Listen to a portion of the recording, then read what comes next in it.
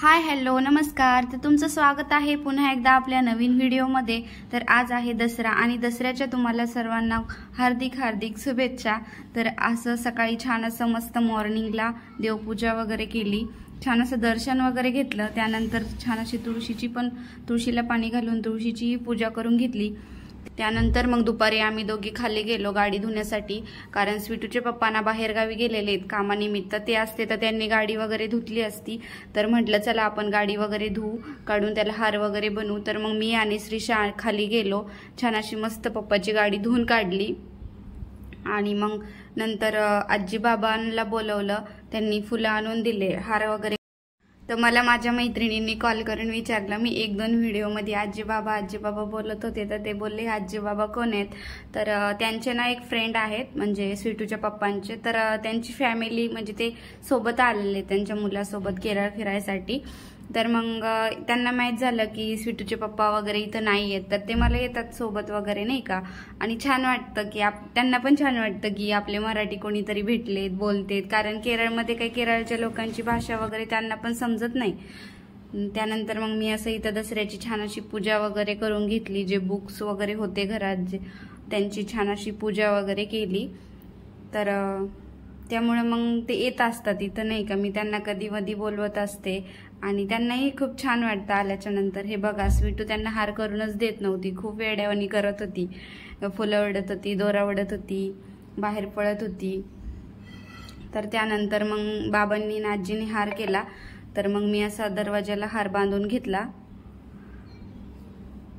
वरती, आणि श्रीशा नुसती मधीच करत होती आणि खूप रात्र झाली होती, म्हणजे 6 वाजून गेले होते। बाहेर बघू शकता तुम्ही अंधार पडत होता आणि आम्हाला बाहेरही जायचं होतं, त्यामुळे मग आम्ही अशी पटपट पूजा करून घेतली छानपैकी आणि दरवाजाला असा हार बांधून घेतला।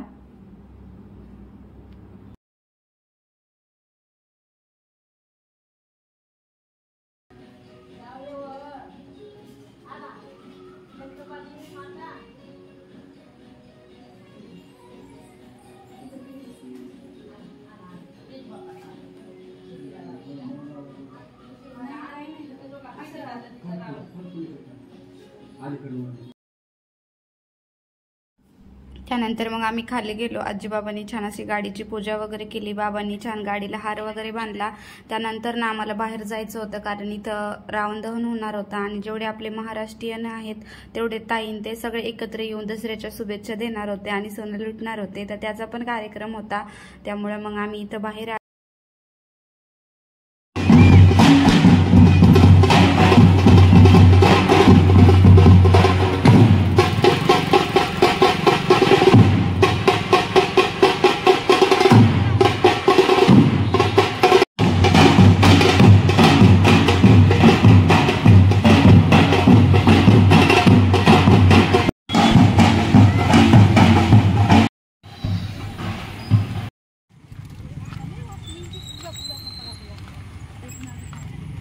तर इकडे रावण दहन होणार होतं, त्यामुळे सगळे इकडे चालले होते आणि खूप अशी सारी गर्दी झाली होती आणि लहान मुलं वगैरे तर खूप असे रडत होते कारण फटाक्याच्या वगैरे आवाजाने। त्यामुळे आम्ही सगळे असे लांबच उभे राहिलो, जवळून काही असा व्हिडिओ घेता आला नाही, त्यामुळे मग असं लांबच थांबलो। आणि इथं 9 दिवस ना देवींच्या मूर्त्याची वगैरे स्थापना केली होती आणि खूप छान दररोज गरबा वगैरे छान कार्यक्रम होते।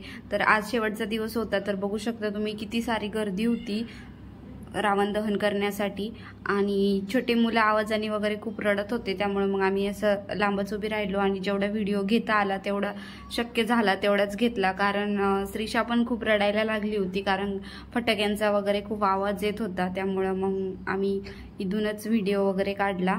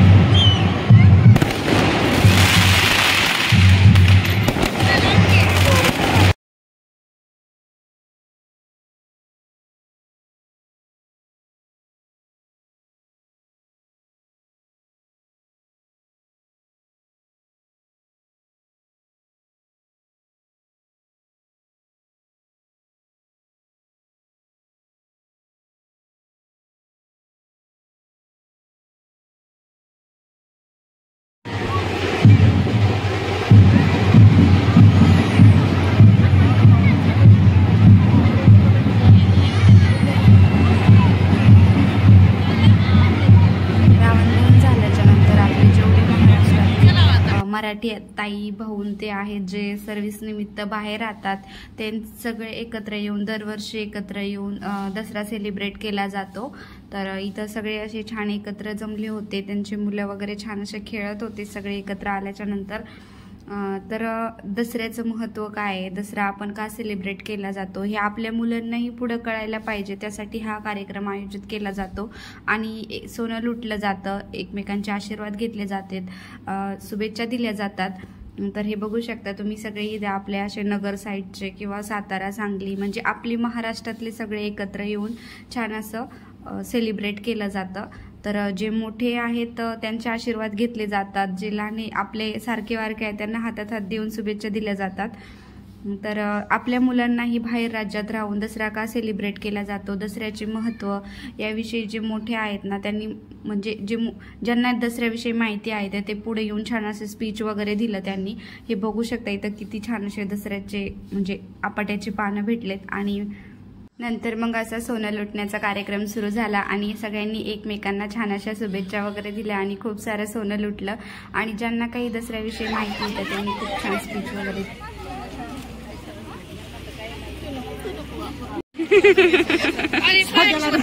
माझं सोनं लुटलं यांनी।